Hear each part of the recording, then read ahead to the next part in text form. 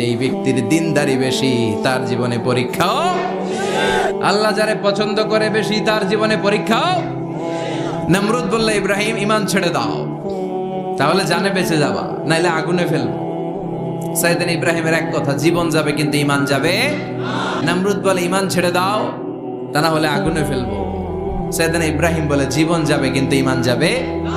তার মানে আগুনের পরীক্ষায় পাস। চিল্লায় বলেন, আগুনের পরীক্ষায়।